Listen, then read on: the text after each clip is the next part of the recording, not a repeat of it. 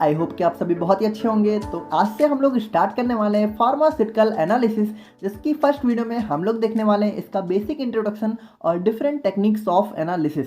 तो देखो यार, हमारा जो फार्मास्यूटिकल एनालिसिस होता है ये हमारा बेसिकली दो वर्ड से मिलकर बना होता है। पहला होता है हमारा फार्मास्यूटिकल, दूसरा होता है हमारा एनालिसिस। अब देखो, हम लोग यहाँ पे एनालिसिस वर्ड को अगर समझें तो एनालिसिस से आप लोग क्या समझते हैं? तो देखो, एनालिसिस का मतलब होता है कि किसी चीज़ को एनालाइज करना, ठीक है, मतलब उसको टोटली एनालाइज करना, यानी कि वो उसमें कौन कौन से सब्सटेंस प्रेजेंट हैं, ठीक है, कितने अमाउंट में है, उसकी क्या क्वालिटी है, उसमें क्या क्वांटिटी है, वो सारी की सारी चीज़ें जब हम लोग किसी सब्सटेंस के बारे में पता करें, मतलब किसी भी चीज़ को एनालाइज करें, तो वो हमारी एनालिसिस में आ जाती है।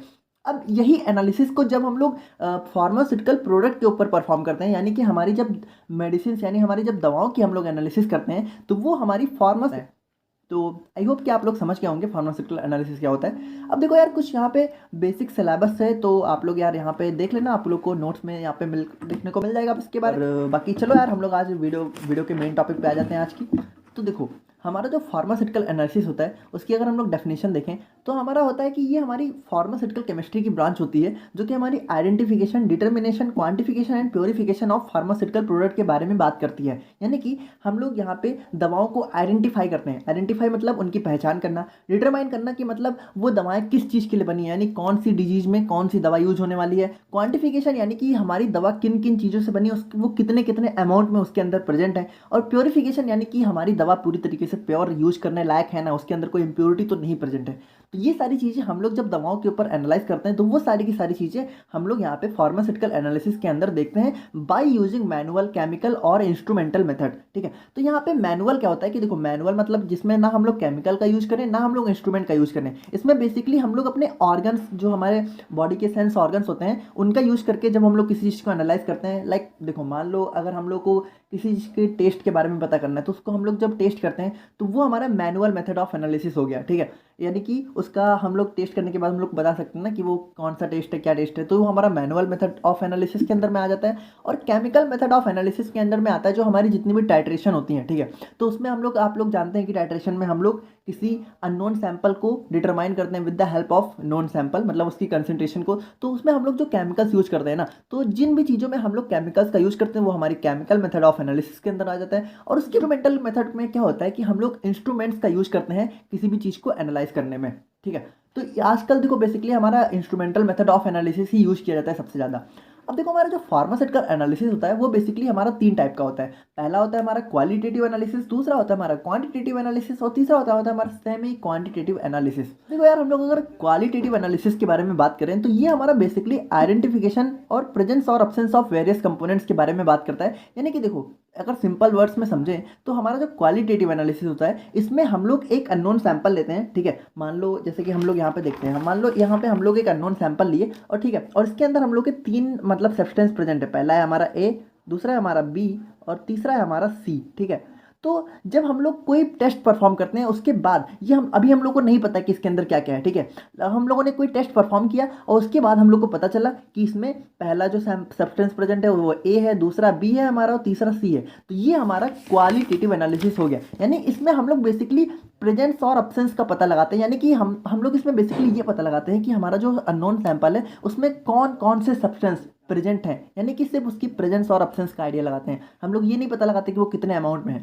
तो यही हमारा दूसरा क्वांटिटेटिव एनालिसिस आ जाता है, जिसमें हम लोग बेसिकली ये पता लगाते हैं कि हमारे जो सैंपल है, ठीक है। अब जैसे हम लोगों ने ये सैंपल अभी देखा था, तो इसमें जो हमारा ए बी सी है ये कितने अमाउंट में प्रेजेंट है, जब हम लोग इस चीज़ का पता लगाते हैं तो हमारा क्वांटिटेटिव एनालिसिस के अंदर में आ जाता है। लाइक देखो, मान लो हमारा ए 60 ग्राम अमाउंट में प्रेजेंट है, ठीक है, और बी हमारा 20 ग्राम है, ठीक है, और सी हमारा 50 ग्राम है। तो जब हम लोग कोई टेस्ट परफॉर्म करें उसके बाद हम लोग को ये सब सारी चीज़ें पता चले, तो वो हमारा क्वांटिटेटिव टेस्ट के अंडर में आ जाता है, ठीक है। और तीसरा होता है हमारा सेमी क्वांटिटेटिव एनालिसिस, जिसके अंदर बेसिकली हम लोग मतलब लिमिट टेस्ट परफॉर्म करते हैं, जिसमें हम लोग ये पता लगाते हैं कि हमारा जो कोई अननोन सैंपल है तो उसमें जो इम्प्योरिटी प्रेजेंट है वो एक स्पेसिफाइड लिमिट से ऊपर है या फिर नीचे है, ठीक है। तो आई होप कि आप लोग समझ गए होंगे। तो अब हम लोग बात करते हैं अपने स्कोप ऑफ फार्मास्यूटिकल एनालिसिस के बारे में। तो यार देखो बेसिकली इसका ये सारे स्कोप होते हैं। तो पहला स्कोप होता है हमारा एग्जामिनेशन ऑफ रॉ मटेरियल्स। अब रॉ मटेरियल्स देखो क्या होते हैं, रॉ मटेरियल्स यानी कि कच्चा पदार्थ, यानी कि जो हम लोग हमारी दवाएं यूज करने के लिए जो सबसे पहला प्रोडक्ट हम लोग लेते हैं, स्टार्टिंग मटेरियल, वही हमारा होता है रॉ मटेरियल। तो मतलब कौन सी दवा यूज करने के लिए कौन सा प्रोडक्ट लेना है, तो वो सारी चीजें हम लोग यहाँ पे एग्जामिन करते हैं। और दूसरा है हमारा यहाँ पर examination of soil and rocks, जिसमें आप बेसिकली हम लोग खनिज पदार्थ और मिट्टी का एनालाइज करते हैं। यानी कि हम लोग यहाँ पे एग्रीकल्चर में बेसिकली एनालाइज करते हैं कि हमारी जो मिट्टी है वो फसल उगाने लायक है या नहीं है, ठीक है, उसमें मतलब उसमें सारे जरूरी न्यूट्रिएंट्स प्रेजेंट हैं या फिर नहीं है। तो वो जो हम लोग एग्जामिन करते हैं तो वो भी हमारे फार्मास्यूटिकल एनालिसिस के अंदर आता है। और इसके बाद तीसरा हम लोग बात करें तो जो हमारे रेडियो एक्टिव कंपाउंड्स होते हैं, जो कि हमारी अल्फा बीटा और गामा रेज होती हैं, ठीक है, तो वो हमारे उसका भी एग्जामिनेशन हम लोग इसी के अंदर में करते हैं। और यार उसके बाद बात करें तो हम लोग यहाँ पे अपनी दवाओं को एनालाइज करते हैं, यानी कि हमारी दवाएं कौन कौन से सब्सटेंस से मिलकर बनी हुई है, कितने अमाउंट में प्रेजेंट है, ये सारी चीजें हम लोग भी इसके अंदर देखते हैं। और उसके बाद हमारी फूड इंडस्ट्री, यानी कि जो हम लोग के खाने पीने के पदार्थ होते हैं, ठीक है, तो उसको भी हम लोग एनालाइज करते हैं कि उसमें कोई भी मतलब हार्मफुल चीज़ें तो नहीं है, कोई भी हार्मफुल सब्सटेंस तो नहीं है, ताकि वो जो उसकी एक्सेप्टेबिलिटी है वो बढ़ाई जा सके, ठीक है। और उसके बाद हमारी बायोमेडिकल एप्लीकेशन की बात करें तो जैसे कि हम लोग जब हम लोग हॉस्पिटल में होते हैं, ठीक है, तो हमारे जो ब्लड सैंपल की जो भी जांच होती है वो हमारी फार्मास्यूटिकल एनालिसिस के अंदर में ही आती है। और इन्वायरमेंटल स्टडी की बात करें तो लाइक इसमें अगर हम लोग अपने वाटर को ले तो वाटर के डिफरेंट सैंपल का जब हम लोग एनालिसिस करते हैं तो वो सारी चीज़ें भी हमारे स्कोप ऑफ फार्मास्यूटिकल एनालिसिस के अंडर में आ जाती हैं। तो यार अब हम लोग बात करते हैं हम लोग अपनी आज की वीडियो के मोस्ट इंपॉर्टेंट टॉपिक के बारे में, जो कि हमारे होती है डिफरेंट टेक्निक्स ऑफ एनालिसिस, या फिर इसको हम मेथड ऑफ एनालिसिस के बारे नाम से भी जानते हैं। तो देखो हमारा जो फार्मास्यूटिकल एनालिसिस होता है वो बेसिकली दो टाइप का होता है, ठीक है। पहला होता है हमारा इंस्ट्रूमेंटल, ठीक है, और दूसरा होता है हमारा नॉन इंस्ट्रूमेंटल। मतलब जो हमारी फार्मास्यूटिकल एनालिसिस के अंदर डिफरेंट एनालिटिकल टेक्निक्स यूज की जाती हैं वो हमारी दो कैटेगरी के अंदर डिवाइड होती हैं। तो इंस्ट्रूमेंटल क्या होता है, यानी कि इसमें हम लोग बेसिकली इंस्ट्रूमेंट्स का यूज करते हैं, ठीक है, एनालाइज करने में। और नॉन इंस्ट्रूमेंटल का मतलब क्या होता है कि इसमें हम लोग बेसिकली सिंपल केमिकल का यूज करते हैं। इंस्ट्रूमेंट मतलब कुल मिलाकर यहाँ पे इंस्ट्रूमेंट का यूज नहीं किया जाता है। अब देखो क्या है ना कि जो हमारे नॉन इंस्ट्रूमेंटल टेक्निक्स हैं ये हमारी बहुत पहले यूज होती थी, आज के समय में इनका यूज काफ़ी कम हो गया है। आज के समय में बेसिकली हम लोग इंस्ट्रूमेंटल मेथड ऑफ एनालिसिस का ही यूज करते हैं सारी चीज़ों को एनालाइज करने में। तो यार चलो इनको यहाँ पे बारी बारी करके देख लेते हैं। तो देखो यहाँ पे क्या है ना कि आपको नॉन इंस्ट्रूमेंटल ही आपके सिलेबस में है, ठीक है, यही आप लोग को हमारे जो फर्स्ट सेमेस्टर है इसमें आप लोग को यही पढ़ना है। ये सारी चीज़ें आप लोग को बेसिकली मेरे ख्याल से 6th या 7th सेमेस्टर में आप लोग को देखने को मिलेंगी, ठीक है। तो चलो हम लोग देखते हैं यहाँ पे एक एक करके। तो इंस्ट्रूमेंटल के अंदर हमारे बेसिकली 4 टाइप्स होते हैं। पहला होता है हमारा इलेक्ट्रो एनालिटिकल मेथड, दूसरा होता है हमारा स्पेक्ट्रल। अब देखो इलेक्ट्रो एनालिटिकल मेथड मतलब क्या हुआ, जिसमें हम लोग इलेक्ट्रिसिटी का यूज करते हैं, ठीक है। तो जब हम लोग इलेक्ट्रिसिटी का यूज करके किसी चीज़ को एनालाइज करते हैं तो वो हमारी ये सारी इलेक्ट्रो एनालिटिकल मेथड के अंडर में आ जाता है। अब इसमें आप लोग बेसिकली देख सकते हैं कि इलेक्ट्रो ग्रेविमेट्री होता है, कंडक्टोमेट्री होता है, कूलोमेट्री होता है, पोटेंशियोमेट्री होता है और वोल्टोमेट्री होता है। तो यहाँ पर अगर हम लोग अपने दूसरे मेथड ऑफ एनालिसिस की बात करें तो ये हमारा स्पेक्ट्रल एनालिसिस होता है, जिसके अंदर हम लोग इलेक्ट्रोमैग्नेटिक वेव्स का यूज करते हैं एनालिसिस को परफॉर्म करने के लिए। और इसके अंदर हमारे बेसिकली आ जाते हैं spectrophotometry, turbidimetry, calorimetry, infrared spectroscopy, nuclear magnetic resonance spectroscopy, ultraviolet spectroscopy, atomic emission spectroscopy, atomic absorption spectroscopy. तीसरे मेथड ऑफ एनालिसिस की बात करें तो ये हमारा होता है क्रोमेटोग्राफिक टेक्निक्स, जिसके अंदर हम लोग किसी मिक्सचर को सेपरेट करने का काम करते हैं। तो इसके अंदर हमारे आ जाते हैं paper chromatography, gas chromatography, planar chromatography, high performance liquid chromatography, thin layer chromatography, high performance thin layer chromatography. उसके बाद हमारी कुछ अदर टेक्निक्स भी होती है जिसमें हमारी रिया और एलिसा दो मेन होती हैं, ठीक है। अब देखो ये है ना, ये आप लोग के बहुत ज़्यादा मतलब काम का नहीं है, ना ही एग्जाम में बहुत ज़्यादा पूछा जाता है। बेसिकली आपको जो हमारे फर्स्ट सेमेस्टर में हम लोग के जो सिलेबस में है वो हमारा है नॉन इंस्ट्रूमेंटल, ठीक है, जिसके अंदर हमारे आते हैं वॉल्यूमेट्रिक और ग्रेविमेट्रिक। अब वॉल्यूमेट्रिक मतलब क्या होता है कि इसमें हम लोग वॉल्यूम का एनालाइज करते हैं, जिसमें हमारे सारे टाइट्रेशन के मेथड आ जाते हैं, ठीक है। अब टाइट्रेशन यार अगर आप लोगों को 12th में थोड़ी सी भी केमिस्ट्री पढ़ी है तो इतना तो आइडिया होगा कि टाइट्रेशन क्या होता है। और अगर उसके बाद भी नहीं पता तो देखो बिल्कुल टेंशन लेने की जरूरत नहीं है, आपको सारी चीज़ें हम लोग एक एक करके बेसिक से एक्सप्लेन करेंगे, ठीक है। तो हमारा वॉल्यूमेट्रिक के अंदर जो हमारे एसिड बेस्ड टाइट्रेशन होते हैं, नॉन एक्वस टाइट्रेशन होते हैं। अब देखो हमारा नॉन एक्वस ना बेसिकली एसिड बेस्ड टाइट्रेशन का ही एक पार्ट होता है। और उसके बाद हमारा रेडॉक्स टाइट्रेशन होता है, उसके बाद प्रेसिपिटेशन टाइट्रेशन और उसके बाद कॉम्प्लेक्सोमेट्रिक टाइट्रेशन। अब देखो ग्रेविमेट्रिक क्या होता है, ये अपने आप में ही पूरा मेथड है, ठीक है। इसके अंदर हम लोग बेसिकली वेट का डिटर्मिनेशन करते हैं। तो यार देखो ये हमारे कुछ इंस्ट्रूमेंटल और नॉन इंस्ट्रूमेंटल मेथड होते हैं। अब देखो यार इसके एडवांटेज और डिसएडवांटेज के बारे में अगर बात करें तो देखो हमारा जो नॉन इंस्ट्रूमेंटल होता है ना, ये आज के दिन में बहुत कम यूज़ किया जाता है, क्योंकि आप लोग समझ रहे हो कि आजकल इंस्ट्रूमेंट आ गए हैं तो वो काफ़ी मतलब एक्यूरेट हम लोग को एनालिसिस दे देते हैं। इन द कंपेयर, अगर हम लोग नॉन इंस्ट्रूमेंटल से कंपेयर करें, हम लोग बात करने वाले हैं मेथड ऑफ एक्सप्रेसिंग कंसंट्रेशन के बारे में, जो कि हमारी pharmaceutical analysis B pharmacy first semester का टॉपिक है। और इसको आप लोगों ने 11th क्लास में भी एक बार आई थिंक देख रखा होगा। तो यार देखो, ये जो हमारा आज का टॉपिक है, इसको जानने से पहले हम लोग एक चीज़ को जानना बहुत ज़रूरी है कि सॉल्यूशन क्या होता है, ठीक है। क्योंकि आज का जो पूरा टॉपिक है हमारा, वो इसी पे बेस्ड है। तो हमारा जो सॉल्यूशन होता है वो हमारा बेसिकली दो चीज़ों से मिलकर बना होता है। पहला होता है हमारा सॉल्यूट और दूसरा होता है हमारा सॉल्वेंट। अब ये सॉल्यूट और सॉल्वेंट क्या होते हैं, तो अगर इसको एक बेसिक एग्जांपल से समझने की कोशिश करें तो आप लोगों ने चीनी पानी का जो है हमारा घोल तो देखा ही होगा। तो जो हमारा चीनी पानी होती है, ठीक है, तो उसमें जो हमारी चीनी होती है यानी हमारी जो शुगर होती है वो हमारी सॉल्यूट होती है, और जो हमारा पानी होता है वो हमारा सॉल्वेंट होता है। और जब हम उन दोनों को मिक्स कर लेते हैं तो जो हमारा तैयार होता है उसको हम लोग सोल्यूशन बोलते हैं। लाइक अगर इसे यहाँ पे हम लोग देखना चाहें तो यहाँ पे मैंने आपको ब्लू कलर से सॉल्यूट दिखाने की कोशिश की है और ब्लैक कलर से यहाँ पे मैंने आपको सॉल्वेंट दिखाने की कोशिश की है। तो अब यहाँ पे बात आती है कि हम लोग सॉल्यूट और सॉल्वेंट का मतलब डिसाइड कैसे करें कि कौन सी चीज़ सॉल्यूट है, कौन सी चीज़ सॉल्वेंट है। तो यार देखो, ये हमारा बेसिकली अगर नॉर्मली देखा जाए तो सिंपली जो हमारा लेस इन अमाउंट होता है वो हमारा सॉल्यूट होता है, और जो हमारा मोर इन अमाउंट होता है वो हमारा सॉल्वेंट होता है। यानी कि एक सॉल्यूशन में जो हमारा कम अमाउंट में होगा उसको हम लोग सॉल्यूट बोलते हैं, और जो हमारा ज़्यादा अमाउंट में होगा उसको हम लोग सॉल्वेंट की कैटेगरी में डिवाइड करते हैं। तो अब बेसिकली जैसे हम लोग चीनी पानी के एग्जाम्पल की बात करें तो उसमें हमारा जो चीनी है वो बहुत कम अमाउंट में ऐड होती है, तो वो हमारी सॉल्यूट हो जाती है, और जो हमारा पानी है वो हमारा सॉल्वेंट आ जाता है। अच्छा, अब यहाँ पे एक चीज़ और देखने वाली है कि जो हमारा ये अमाउंट है ये हमारा टर्म्स ऑफ मोल के टर्म में डिसाइड किया जाता है। चलो इसको हम लोग अभी बाद में देख लेंगे, उसमें इतना कुछ परेशान होने वाली बात नहीं है। तो आई होप कि आप लोग को एक बेसिक आइडिया लग गया होगा। तो अब हम लोग बात करते हैं कि यहाँ पे कंसंट्रेशन क्या होती है, ठीक है। तो कंसंट्रेशन क्या होती है कि देखो, ये हमारा आज का पूरा टॉपिक इसी पे बेस्ड है, ठीक है। मेथड ऑफ एक्सप्रेसिंग कंसंट्रेशन, यानी कि जो हमारे कंसंट्रेशन होती है उसको एक्सप्रेस करने के लिए यानी उसको दर्शाने के लिए हम लोग बहुत सारे जो टर्म्स यूज करते हैं उसी को हम लोग को पढ़ना है। तो सबसे पहले हम लोग ये समझते हैं कि कंसंट्रेशन होती क्या है। तो कंसंट्रेशन जो हमारा वर्ड होता है ये हमारा डिफाइन करता है कि एक जो हमारा सॉल्वेंट है, जैसा कि हम लोग मान लो जैसे हम लोग पानी लिए, तो उसमें जो हमारा सोल्यूट है वो कितने अमाउंट में प्रेजेंट है। अगर हम लोग एग्जांपल से समझे तो जो हमारा पानी चीनी का जो सोल्यूशन था उसमें हमारी पानी में चीनी कितने अमाउंट में प्रेजेंट है। यानी कि देखो, अगर इसको सिंपली समझना चाहें तो चीनी को हम लोग जितना ज़्यादा ऐड करेंगे हमारा सोल्यूशन उतना ज़्यादा कंसनट्रेटेड बनेगा। कंसनट्रेटेड का मतलब ये होता है कि हमारा सोल्यूट का अमाउंट उसमें बहुत ज़्यादा है, ठीक है। और जितना हम लोग कम ऐड करेंगे उतना वो डाइल्यूट बनेगा। लाइक इसको अगर हम लोग समझें तो यहाँ पे आप देख सकते हैं कि जो हमारा कंसनट्रेटेड सोल्यूशन होता है उसमें जो हमारा अमाउंट ऑफ सोल्यूट होता है वो बहुत हाई होता है, और जो हमारा डाइल्यूट सोल्यूशन होते हैं उसमें हमारा जो अमाउंट ऑफ सोल्यूट है वो बहुत लो होता है।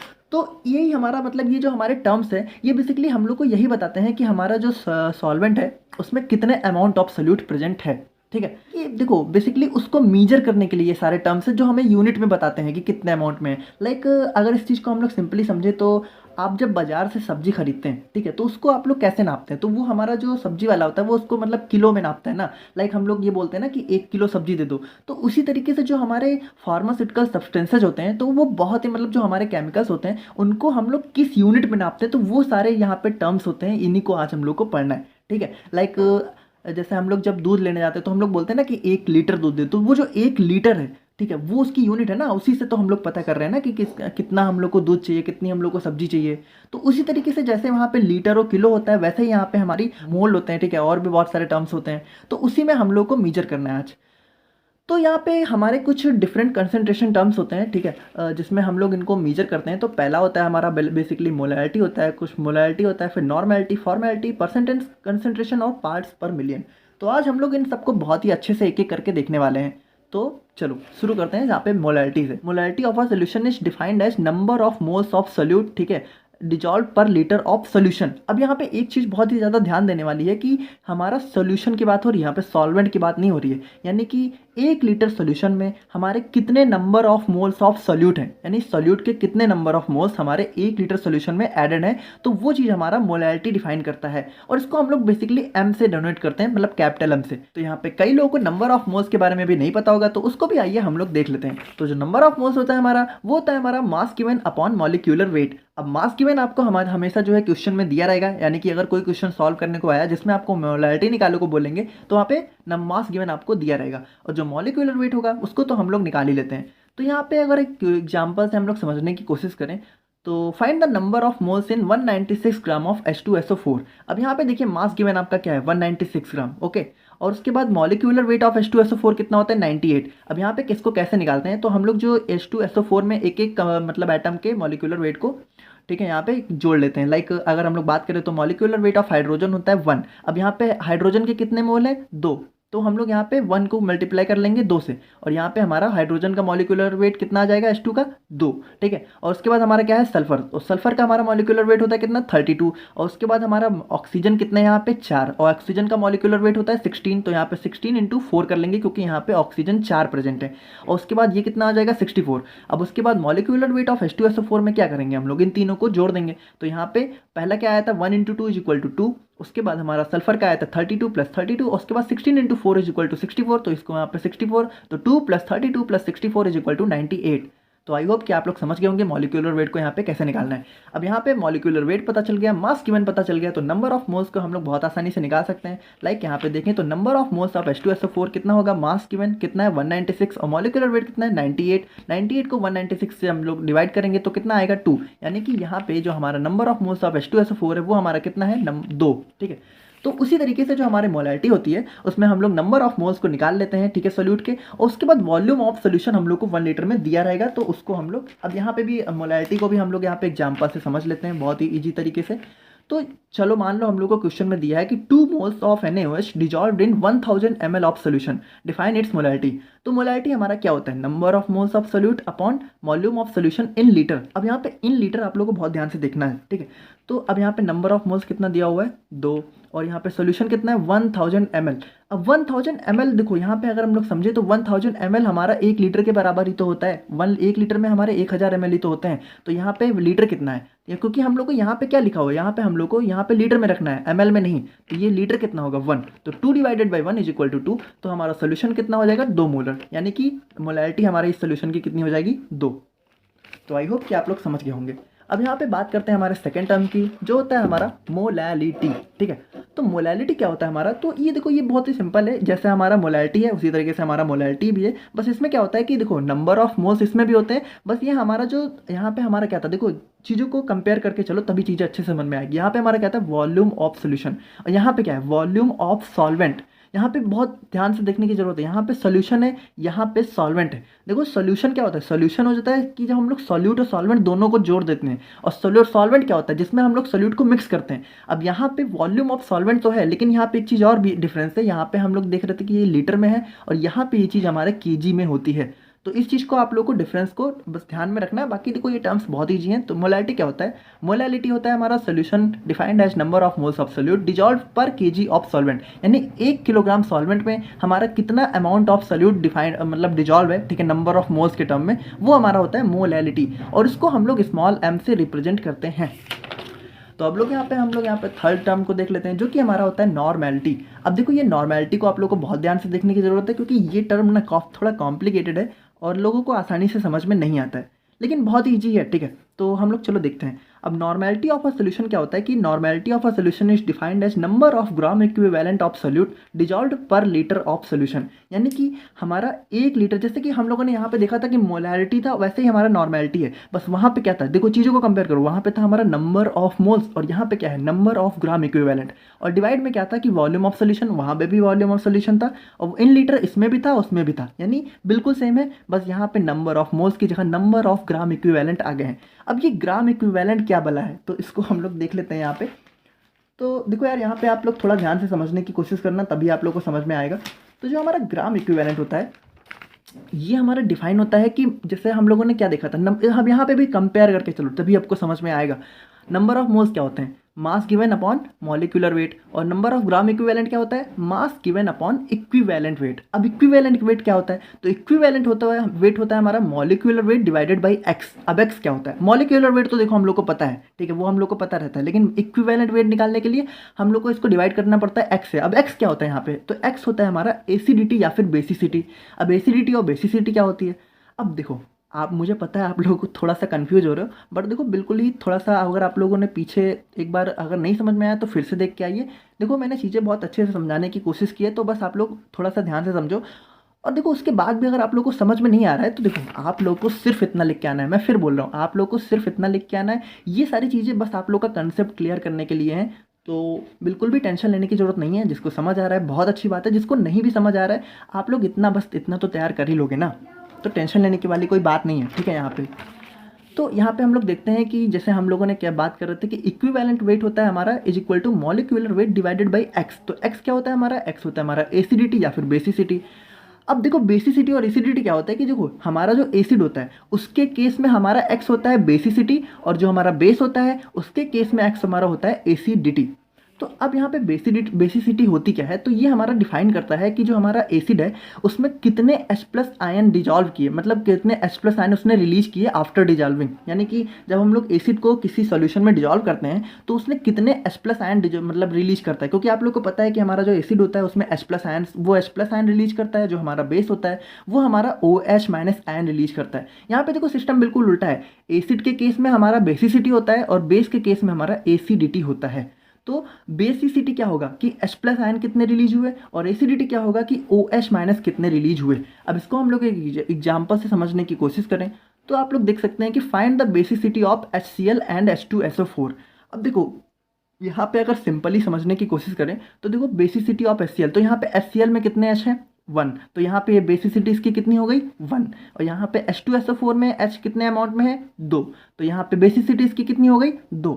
और इसी तरीके से हम लोग यहाँ पे एसिडिटी की बात करें तो ये हमारा देख सकते हैं कि हमारा CaOH का होल स्क्वायर ये हमारा बेस है। अब यहाँ पे OH कितने हैं 2, तो इसकी एसिडिटी कितनी हो गई 2। हालांकि ये हर बार सही नहीं होता है, बट मेजॉरिटी केसेज में आप ऐसे तुक्का मारेंगे तो आपका लग जाएगा। तो आई होप कि आप लोग को बेसिकली समझ में आ गया होगा। तो अब यहाँ पे हम लोग समझ गए ना कि देखो यहाँ पे फिर से एक बार देख लेते हैं कि नंबर ऑफ ग्राम इक्विवेलेंट क्या है, mass given upon equivalent wait. Equivalent weight क्या है, molecular weight upon x. X क्या है हमारा एसिडिटी या फिर बेसिसिटी, और केस एसिड के केस में एक्स क्या है बेसिसिटी, बेस के केस में एक्स क्या है एसिडिटी। बेसिसिटी क्या होता है कितने H प्लस आयन रिलीज हुए, एसिडिटी क्या होता है कितने OH माइनस आयन रिलीज हुए। H प्लस और OH माइनस आयन को कैसे डिसाइड करेंगे, number of H number of OH के टर्म्स में। तो आई होप कि आप लोग समझ गए होंगे। तो उसी तरीके से जब हम लोग नॉर्मेलिटी का भी अगर एक एग्जांपल देखने की कोशिश करें, ठीक है, तो नॉर्मेलिटी हमारा जैसे हम लोग यहाँ पे देखने की कोशिश करते हैं कि find the normality when 98 gram of H2SO4 dissolve in 4 litre of solution. ठीक है, तो नॉर्मेलिटी क्या होता है हमारा, यहाँ पे आप लोग देखिए number of gram equivalent upon volume of solution in litre. ठीक है, तो number of gram equivalent upon volume of solution in litre. अब यहाँ पे ग्राम इक्विवेलेंट हम लोगों ने देखा था अभी क्या होता है, mass given upon equivalent wait. अब मास गिवन कितना है, देखो मास गिवन मैंने कहा था आप लोग को क्वेश्चन में दिया रहेगा, तो मास गिवन कितना है 98 ग्राम, तो मास गिवन कितना है 98 ग्राम। अब इक्विवेलेंट वेट क्या होता है, मॉलिक्यूलर वेट अपॉन एक्स, तो मॉलिक्यूलर वेट यहाँ पे कितना है। अब H2SO4 का जो मॉलिक्यूलर वेट है वो हम लोगों ने अभी देखा था, देखो यहाँ पे हम लोगों ने अभी देखा था कि मॉलिक्यूलर वेट ऑफ H2SO4 कितना है 98, तो यहाँ पे मॉलिक्यूलर वेट कितना हो गया 98। ठीक है, और उसके बाद हमारा एक्स क्या था, मैंने आप लोगों को बताया था कि बेसिसिटी या फिर एसिडिटी।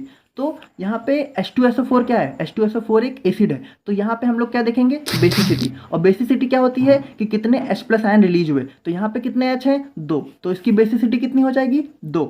तो हमारा 98 से 2 डिवाइड हुआ और यहाँ पे आ गया 49, यानी इसका इक्विवेलेंट वेट कितना है 49। अब हम लोग इसको दोबारा से वहाँ पे क्वेश्चन में आ जाते हैं कि जो हमारा नंबर ऑफ ग्राम इक्विवेलेंट क्या होता है कि देखो मुझे पता है कि थोड़ा कन्फ्यूजिंग है, बट आप लोग थोड़ा फोकस करो समझ में आ जाएगा।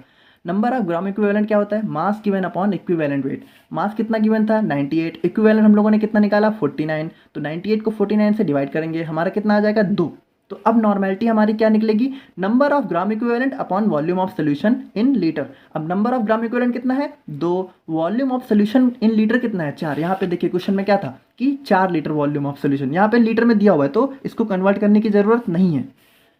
तो अब यहाँ पे नॉर्मेलिटी हमारी क्या हो गई कि 2/4 is equal to 1/2 is equal to 0.5, यानी इसकी नॉर्मेलिटी हमारी कितनी हो गई 0.5 n। तो आई होप कि आप लोग को समझ में आ गया होगा। और देखो अगर नहीं समझ आया तो एक बार आप लोग फिर से जाके दोबारा से हर एक चीज़ देखो, डेफिनेटली यार आप लोग को समझ में आ जाएगी। ठीक है, और इसको राइट डाउन करते रहो। ठीक है, सिर्फ देखने से समझ में नहीं आएगा, आप लोग जब तक लिखोगे नहीं तब तक आप लोग को समझ में नहीं आएगा। मुझे पता है कि देखो यार एनालिसिस में ना कुछ टर्म्स आप लोग को थोड़ा सा मतलब कॉम्प्लिकेटेड लगेंगे, बट अगर आप ध्यान से समझने की कोशिश करोगे तो डेफिनेटली समझ में आएगा। ठीक है, तो अब हम लोग यहाँ पे तीसरा टर्म हमारा देख लेते हैं जो कि हमारा फॉर्मेलिटी है। तो देखो हमारा जो नॉर्मेलिटी है, मोलैरिटी है, फॉर्मेलिटी है, ये हमारे एक ही थाली के चट्टे बट्टे हैं। बस ये पे थोड़ा सा ना एक थोड़ी थोड़ी सी चीज़ें अलग हो गई हैं, बाकी ये सारे भाई बहन हैं आपस में, बातों को समझो। तो अब हमारा फॉर्मेलिटी क्या होता है, ये भी हमारा मोलैरिटी जैसा होता है। तो जैसे हम लोगों ने क्या देखा था, वहाँ पे नंबर ऑफ मोल्स थे, यहाँ पे नंबर ऑफ 4 मोल्स हैं। तो अब ये 4 मोल्स आखिर क्यों आया, ठीक है, फॉर्मेलिटी क्यों आया। तो देखो, मोलैरिटी हम लोग किसी भी सब्सटेंस की निकाल सकते हैं, लेकिन जो फॉर्मेलिटी होती है वो हमारा आयनिक कंपाउंड की बेसिकली निकाली जाती है। या फिर हम लोग बात करें कि आयनिक कंपाउंड के केस में हम लोग फॉर्मेलिटी को ही डिफाइन करते हैं, यहाँ पे मोलैरिटी नहीं डिफाइन होती है। तो आयनिक कंपाउंड क्या होते हैं कि जो आयंस में रहते हैं, ठीक है, जो आयंस रिलीज करते हैं। तो जो आयनिक कंपाउंड होते हैं उनके केस में हम लोग फॉर्मेलिटी का यूज करते हैं। तो फॉर्मेलिटी क्या होती है, नंबर ऑफ 4 मोल्स, ठीक है, divided by volume of solution in litre. अब देखो फॉर्मेलिटी क्या है ना, ये कोई बहुत ज़्यादा मतलब इसका यूज नहीं होता है, तो इसको हम लोग बहुत ज़्यादा डिटेल में नहीं देखेंगे, आप लोग बस ऊपर ऊपर से समझ लो। तो यहाँ पे अगले कंसेंट्रेशन टर्म्स की तरफ आ जाते हैं, तो वो हमारा होता है परसेंट कंसेंट्रेशन, ठीक है। तो इसके अंदर हमारे बेसिकली 3 पार्ट होते हैं, जो कि पहला होता है हमारा परसेंटेज वेट बाय वेट, दूसरा होता है हमारा परसेंटेज वॉल्यूम बाय वॉल्यूम, और तीसरा होता है हमारा परसेंटेज वेट बाय वॉल्यूम। अब यहाँ पे देखो नाम से ही समझने की कोशिश करेंगे तो हम लोग को चीज़ें आराम से समझ में आ जाएंगी। वेट बाय वेट का मतलब क्या है कि इसमें जो हमारा सोल्यूट है वो भी हमारा वेट में होगा, और सोल्यूशन है वो भी हमारा वेट में होगा, यानी दोनों चीज़ें हमारी मास में होंगी, दोनों चीज़ें हमारी ग्राम में होंगी। यहाँ पे लीटर या फिर ml में कोई चीज़ नहीं होगी, बातों को समझिए। और उसके बाद हम लोग इसको, अब देखो परसेंट क्या है, परसेंट है तो इसको हम लोग 100 से मल्टीप्लाई कर देंगे और उसके बाद हमारा परसेंटेज निकलेगा। अब देखो इसको हम लोग सॉल्यूशन से मतलब एग्जाम्पल से समझते हैं, तो आप लोग को ज़्यादा अच्छे से समझ में आ जाएगा। एक को समझ लेंगे, बाकी आप लोग आराम से समझ जाएंगे। अब देखो हमारा क्या है कि 10 ग्राम NaCl dissolve in 90 gram water, find weight by weight percentage. अब यहाँ पे देखो कि वाटर हमारा क्या है, सॉल्वेंट है, और यहाँ पे NaCl क्या है, हमारा सॉल्यूट है। तो ये वाटर हमारा किस में है, ग्राम में, NaCl क्या है, ग्राम में, यानी दोनों चीज़ें वेट में है। तो यहाँ पे परसेंटेज वेट बाय वेट निकलेगा। तो यहाँ पे परसेंटेज वेट बाय वेट की बात करें तो mass of solute upon mass of solution into 100। तो मास ऑफ सोल्यूट कितना है, 10, और मास ऑफ सोल्यूशन कितना है, 90। यहीं पे आप लोग कर दोगे गलती, क्योंकि यहाँ पे 90 ग्राम वाटर है, ठीक है, सोल्यूशन नहीं है। सोल्यूशन मैंने क्या बताया था स्टार्टिंग में कि सोल्यूशन होता है कि सॉल्वेंट प्लस सॉल्यूट। तो यहाँ पे वाटर क्या है, वाटर सोल्यूशन नहीं है, वाटर सॉल्वेंट है। तो सोल्यूशन के लिए क्या करेंगे हम लोग, 90 को 10 में जोड़ देंगे, ठीक है, क्योंकि हमारा सॉल्यूट क्या है, NaCl, और सॉल्वेंट क्या है, वाटर। तो सोल्यूशन कैसे बनेगा, सॉल्यूट प्लस सॉल्वेंट, यानी 90 प्लस 10। तो यहाँ पे हमारा जो सोल्यूशन है उसका कितना अमाउंट हो जाएगा, उसका हो जाएगा 90 प्लस 10। तो यहाँ पे 10 अपॉन 100 इंटू 100, तो 100 से 100 कट गया, उसके बाद हमारा 10% आ गया, यानी कि इसकी जो वेट बाय वेट परसेंटेज होगी वो हमारी कितनी हो जाएगी, 10%। तो आई होप आप लोग समझ गए होंगे। अब इसी तरीके से देखो हमारा जो वॉल्यूम बाय वॉल्यूम है वो भी बिल्कुल सेम है, बस यहाँ पे क्या होगा, यहाँ पे जो हमारा सोल्यूट और सॉल्यूशन दोनों चीज़ें वॉल्यूम में होंगी, यानी दोनों चीज़ें ml या फिर लीटर में होंगी, ठीक है। और उसके बाद इसको भी 100 से मल्टीप्लाई कर देना है। और तीसरा हमारा है परसेंटेज वेट बाय वॉल्यूम, यानी कि इसमें देखो सोल्यूट क्या है, वो वेट में होगा, और जो सोल्यूशन है वो हमारा वॉल्यूम में होगा। देखो जो चीज़ ऊपर है, ठीक है, वो हमारा सोल्यूट है, जो चीज़ हमारा नीचे है वो हमारा सोल्यूशन है। तो जो ऊपर है वो हमारा मतलब सोल्यूट में होगा, मतलब सोल्यूट हमारा उस चीज़ में होगा, और जो नीचे है सोल्यूशन हमारा उस चीज़ में होगा। तो आई होप कि आप लोग समझ। यहाँ पे हम लोग अगले कंसेंट्रेशन टर्म्स की बात करते हैं, जो कि हमारा होता है पार्ट्स पर मिलियन, ठीक है। तो यहाँ पे आप वर्ड से समझने की कोशिश करो, पार्ट्स पर मिलियन, यानी 1 मिलियन में कितने पार्ट हैं। तो आप लोग समझ रहे हो मिलियन मतलब क्या होता है, 10 लाख, मतलब 10 लाख हमारे जो सॉल्वेंट है, ठीक है, 10 लाख सॉल्वेंट पार्टिकल में कितने अमाउंट ऑफ सोल्यूट ऐड है। यानी आप लोग बातों को समझ रहे हो ना कि कितना बहुत ज़्यादा डाइल्यूट सोल्यूशन में हम लोग इसको यूज करते हैं। कि per million is generally use to express the concentration of very dilute solution, यानी जिसमें हम लोग सोल्यूट का बहुत ही कम अमाउंट यूज करते हैं। और ये बेसिकली हमारा रिप्रेजेंट किया जाता है CPPM से। और यहाँ पे इसको देखने की कोशिश करें तो CPPM इज इक्वल टू होता है mass of solute upon mass of solution into 10⁻⁶। अब इसके को हम लोग एक एग्जाम्पल से देखने की कोशिश करें तो जैसा कि हम लोग देखते हैं यहाँ पे कि 10 ग्राम हमारा NaOH, ठीक है, मान लो। अब देखो मिलियन का मतलब क्या होता है, मिलियन का मतलब होता है 10 लाख, ठीक है। तो इसीलिए मैंने यहाँ पे 10⁻⁶ से मल्टीप्लाई किया है, 10⁻⁶ is equal to 10 lakh. I hope कि आप लोग समझ गए होंगे। तो यहाँ पे अगर हम लोग एग्जाम्पल से देखें तो हमारा मान लो 1 ग्राम NaOH, ठीक है, डिजॉल्व है 1000 ग्राम ऑफ सोल्यूशन। देख रहे हो ना आप लोग कि हमारा सोल्यूशन कितना है 1000 ग्राम, और सोल्यूट कितना है 1 ग्राम, यानी बहुत ज़्यादा अमाउंट ऑफ सोल्यूशन में बहुत कम अमाउंट ऑफ सोल्यूट जब डिजॉल्व होता है तभी हम लोग इसका यूज करते हैं। और उसके बाद इसको मल्टीप्लाई किससे कर देना है, 10⁻⁶ यानी 10 लाख से। तो 1/1000 इंटू 10⁻⁶ यानी 1/1000 इंटू 10 लाख, और यहाँ पे 000 से 000 कट हो जाएगा, और CPPM हमारा कितना आ जाएगा 1000, ठीक है। हम लोग बात करने वाले हैं स्टैंडर्ड सब्सटेंसेस के बारे में, जो कि हमारी pharmaceutical analysis B pharmacy first semester का टॉपिक है। तो कई बार आप लोगों ने लोगों को कहते सुना होगा कि उसका स्टैंडर्ड बहुत हाई है, उसका स्टैंडर्ड बहुत अच्छा है। तो यहाँ पे स्टैंडर्ड वर्ड से आप लोग क्या समझते हो? स्टैंडर्ड से बेसिकली ये बताने की कोशिश की जाती है कि यार वो बहुत ही अच्छे कंडीशन में है, उसकी हर एक चीज़ें बहुत ही अच्छी हैं। तो इसी तरीके से जो हमारी फार्मास्यूटिकल एनालिसिस होते हैं, तो उसमें जो हमारे स्टैंडर्ड सब्सटेंसेज होते हैं, ये हमारे बहुत ही ज़्यादा प्योर रीजेंट्स होते हैं। यानी कि इनकी कंसंट्रेशन, इनकी प्योरिटी पे हम लोग बिल्कुल भी शक नहीं कर सकते। और इनका यूज करके बेसिकली हम लोग जो ऐसे सब्सटेंस होते हैं जिनकी कंसंट्रेशन हमें नहीं पता होती है, तो इनका यूज करके हम लोग उनकी कंसंट्रेशन को भी डिफाइन करते हैं। तो यहाँ पे सबसे पहले अगर हम लोग डेफिनेशन की बात करें, तो स्टैंडर्ड सब्सटेंस हमारे बहुत ही ज़्यादा प्योर एजेंट्स होते हैं और इनकी जो कंसंट्रेशन होती है वो हमें एक्यूरेटली पता होती है। मतलब इनकी कंसंट्रेशन में हम लोग को सब कुछ पता होता है कि कितना है क्या है। और उसके बाद we can express them with definite numbers and proper units, यानी कि इसको हम लोग डेफिनेट नंबर्स और प्रॉपर यूनिट्स के साथ एक्सप्रेस कर सकते हैं। अब यहाँ पे बात करें अगर यूज ऑफ स्टैंडर्ड्स के बारे में, यानी कि इनका हमारे फार्मास्यूटिकल एनालिसिस में क्या यूज होता है, तो जैसा कि मैंने आप लोग को बताया कि इनका यूज करके बेसिकली हम लोग जो हमारे अननोन सब्सटेंस होते हैं जिनकी हमें कंसंट्रेशन नहीं पता होती है, उनकी कंसंट्रेशन को हम लोग डिफाइन करते हैं। और उसके बाद हम लोग जो अपने वॉल्यूमेट्रिक सोल्यूशन होते हैं उसकी स्टैंडर्डाइजेशन में भी हम लोग उसको यूज करते हैं। और उसके बाद जो हमारे इंस्ट्रूमेंट्स होते हैं, जो हमारे बेसिकली जो फार्मास्यूटिकल एनालिसिस में जिन जिन इंस्ट्रूमेंट्स का हम लोग यूज़ करते हैं, उनको कैलिब्रेट करने के लिए भी हम लोग स्टैंडर्ड का यूज़ करते हैं। यानी कि उनको साफ़ करने के लिए, उनको पूरी तरीके से कि वो वर्क कर रहे हैं कि नहीं, वो सारी चीज़ें चेक करने के लिए भी हम लोग स्टैंडर्ड सब्सटेंसेस का यूज़ करते हैं। अब देखो क्या है ना कि बेसिकली हमारे जो स्टैंडर्ड सब्सटेंस होते हैं वो हमारे बेसिकली दो टाइप के होते हैं। पहला होता है हमारा प्राइमरी स्टैंडर्ड, दूसरा होता है हमारा सेकेंडरी स्टैंडर्ड।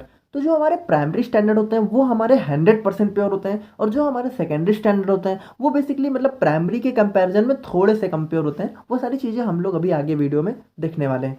तो बात करें अगर हम लोग प्राइमरी स्टैंडर्ड्स के बारे में, तो ये हमारे वो रिजल्ट्स होते हैं जो एक्यूरेटली नो, मतलब इनकी कंसंट्रेशन और इनकी प्योरिटी हमें पूरी तरीके से पता होती है। देखो जो हमारे सेकेंडरी होते हैं उनके बारे में हम लोग को लगभग 95% आइडिया होता है, लेकिन इनके बारे में हम लोग को लगभग 100% चीज़ें पता होती हैं। और जो हमारे सेकेंडरी स्टैंडर्ड होते हैं उनको भी हम लोग बेसिकली प्राइमरी स्टैंडर्ड की हेल्प से ही डिफाइन करते हैं। तो यहाँ पे प्राइमरी स्टैंडर्ड हमारे बहुत ही ज़्यादा इंपॉर्टेंट सोल्यूशन में हमारे निकल के आ जाते हैं। और यहाँ पर बात करें अगर हम लोग प्राइमरी स्टैंडर्ड सब्सटेंस की प्रॉपर्टीज़ के बारे में, तो ये बहुत ही एक इंपॉर्टेंट चीज़ है, यहाँ पे आप लोग ध्यान से देखना।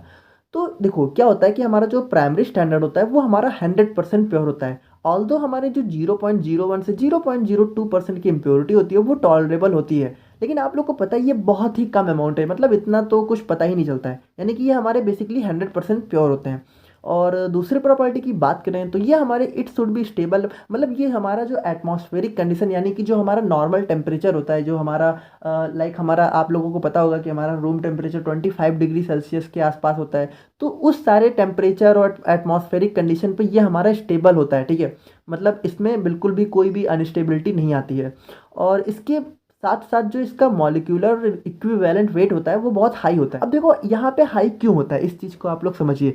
तो जो हमारा देखो क्या होता है कि जो हमारा प्राइमरी स्टैंडर्ड होता है, तो इसका मॉलिक्यूलर वेट इसलिए हाई होता है ताकि जब हम लोग इसको वे करें, यानी कि जब हम लोग इसके वेट का मेजरमेंट करते हैं, तो वो हमारा मतलब जैसा कि हम लोगों ने स्टार्टिंग में देखा था कि यहाँ पे अगर आप लोग देखें तो इसमें जो हमारी स्टैंडर्ड की प्रॉपर्टी थी कि we can express them with definite numbers and proper units. अब आप लोग को एक चीज़ पता होगी कि अगर हमारा कोई सब्सटेंस है जिसका वेट बहुत कम है, तो उसकी मेजरमेंट जब हम लोग करते हैं तो यार उसमें कुछ मतलब आगे पीछे हो जाता है। लीजिए अगर आप कोई पेपर को वेट करते हैं, ठीक है, एक हल्का सा पेपर लीजिए, उसको वेट करिए, तो वो जो उसकी मतलब एक्यूरेट वेट होगा वो मतलब आगे पीछे होता रहेगा थोड़ा बहुत, मतलब कुछ पॉइंट का डिफरेंस आता रहेगा। इसीलिए हम लोग जो हमारे जो प्राइमरी स्टैंडर्ड होते हैं उनका जो मॉलिक्यूलर वेट होता है वो थोड़ा हाई होता है, ताकि उनको वेट करने में हम लोग को बिल्कुल भी मतलब प्रॉब्लम ना हो और हमें एक्यूरेट नंबर्स में उनका वेट मिल जाए। और जो हमारी चौथी प्रॉपर्टी होती है कि it must have high stability and low reactivity. तो स्टेबिलिटी को तो आप लोगों ने देख ही लिया था, पर लो रिएक्टिविटी का मतलब क्या है कि जैसे इसको हम लोग दूसरे मतलब सोल्यूशन की कंसंट्रेशन को डिफाइन करने के लिए यूज करते हैं। तो यार ऐसा नहीं होना चाहिए ना कि ये हमारा प्राइमरी स्टैंडर्ड उससे जाके रिएक्ट कर जाए। तो इसकी जो रिएक्टिविटी होती है वो बेसिकली बहुत ही लो होती है, यानी ये जल्दी रिएक्ट नहीं करते हैं। हमारे अगर इसकी फिफ्थ प्रॉपर्टी की बात करें तो it should be non hygroscopic and non toxic. तो अब हाइग्रोस्कोपिक क्या होता है, तो यहाँ पे हाइग्रोस्कोपिक का मतलब होता है कि जो हमारा देखो क्या होता है कि हमारा जो एटमॉस्फेयर होता है, वातावरण होता है, उसमें हमारी कुछ नमी होती है, आप लोगों को पता होगा। तो ऐसा नहीं होना चाहिए कि जो हमारा प्राइमरी स्टैंडर्ड है वो उस नमी के साथ मिलके उस पानी को सोख के मतलब थोड़ा मतलब हाइग्रोस्कोपिक हो जाए, थोड़ा सा मतलब वेट हो जाए, गीला हो जाए। तो ऐसी सारी चीज़ें उसके साथ नहीं होनी चाहिए और नहीं होती हैं। और नॉन टॉक्सिक मतलब कि टॉक्सिक तो बिल्कुल नहीं होना चाहिए। और यहाँ पे अगर हम लोग सिक्स प्रॉपर्टी की बात करें तो it must be inexpensive and readily available. इन सारी प्रॉपर्टी के साथ साथ जो हमारा प्राइमरी स्टैंडर्ड है वो ज़्यादा महंगा भी नहीं होना चाहिए, क्योंकि आप लोग को पता है कि यार इसका यूज़ तो बहुत ज़्यादा है हमारे एनालिसिस में। क्योंकि हम लोग को कई सारे हमारे लगभग ज़्यादातर सोल्यूशन हमें ऐसे ही होते हैं जिनकी कंसंट्रेशन हमें नहीं पता होती है। तो प्राइमरी स्टैंडर्ड का ही यूज करके तो हम लोग उनकी कंसंट्रेशन को डिफाइन करते हैं। तो ये ज़्यादा महंगा होगा तो यार हम लोग खरीद ही नहीं पाएंगे ना, तो इसकी ज़रूरत बहुत ज़्यादा पड़ती है। और ये रेडली अवेलेबल यानी कि ये मतलब आसानी से उपलब्ध भी होना चाहिए। ऐसा नहीं हो कि यार इसको ढूंढने में हम लोग को बहुत ज़्यादा टाइम लग रहा है। तो ये सारी कुछ प्रॉपर्टी होती है जो कि हमारी प्राइमरी स्टैंडर्ड के अंदर होनी चाहिए।